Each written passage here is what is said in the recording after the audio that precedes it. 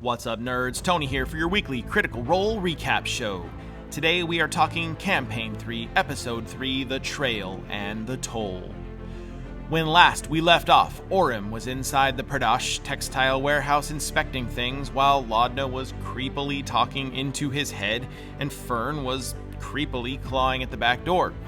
Dorian was waiting out front while Imogen and Bertrand chased Danis into the night, and FCG, Ashton, Fern, and Laudna were stationed at the back door. Team Backdoor, as they were called, would eventually be joined by Dorian since he just didn't know what else to do other than wander around out front. We catch up with Imogen and Bertrand following Danis, and Imogen rolls poorly on stealth, gets clocked, and recognized by the gnome. Luckily for her, she rolls high on deception when she claims she's just, quote, in the area, and Danis scurries off. Imogen hangs back while Bertrand, who rolled high on perception, keeps an eye on the prize.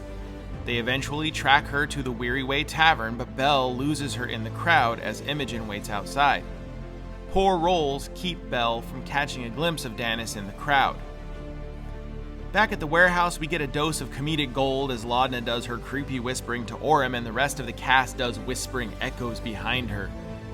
The warehouse crew decides to leave FCG and Ashton out back while Dorian, Fern, and Laudna go around to the front door to break in. Eventually, everyone makes their way inside and they break into the office. They find notes and ledgers and compare handwriting that proves Danis was changing info to cover up thefts. This is smoking gun evidence for Lord Esteros. They take the evidence and head off to the Weary Way Tavern. Inside the tavern, Dorian bribes a musician for information on Danis' location. The musician says a gnome fitting that description went upstairs. The party heads upstairs, and after some choice detect thoughts by fresh cut grass, they find a room that holds Danis as well as multiple other beings. A creepy voice talks to Danis as the gnome explains she's been a bit spooked by the party's appearance. The creepy voice tells Danis her services will no longer be needed, and we hear a slash, choking and sputtering before the party breaks down the door and enters. They encounter a dwarven figure, gaunt and pale, wearing a dark cloak and many unseen skittering noises from around the room but obscured in darkness. We go to break. Back from the break, we immediately roll initiative for a fight in the hotel room. This was a wild fight that was dominated by a magical darkness emanating from the dwarf, by little weird creatures that we know Imogen and Laudna have experienced before, but these shade creepers, as they're called, are apparently a corrupted, undead-looking version of the normal type. Fern wild shapes into a boa constrictor, Dorian gets attacked in the dark by Bertrand, wild stuff. The party is able to dispatch the creatures, but the big bad seems to have vanished. Some inspection uncovers Danis' lifeless body under a table.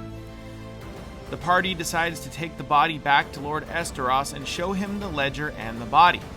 Esteros recognizes Danis but doesn't know the dwarf as the party describes him.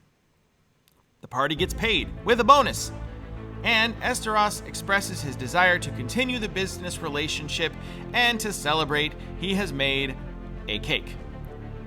While enjoying the cake together, Fresh Cut Grass asks Esteros about his previous party's demise, but he doesn't know anything about it. We get some backstory on Esteros, learning he was the bodyguard for Lady Pradesh, and when she died, she left him everything. He has chosen to use her fortune and influence to continue fighting the good fight. Laudna asks how Lady Pradesh died, and Esteros claims natural causes. Marisha calls an insight check, rolls well, and gets a whisper from Matt. The party leaves to discuss group names, personal goals, etc. on their way to the Spire by Fire. Everyone goes to bed except Bertrand, who is super hammered and decides he needs a walk in the night air. We jump over to Laudna and Imogen, who went back to their space at the windowed wall. Imogen is getting a dream, petting a horse in a grassy field. Jumping back to Bertrand, he stops to relieve himself in an alley and is confronted by a familiar, shadowy, dwarven figure. He tells Bertrand they need to have a conversation, but drunken Bertrand isn't having it and pulls his weapon. The dwarf strikes him twice with piercing wounds and Bertrand falls unconscious. Back to Imogen, her dream turns to a terrifying red storm.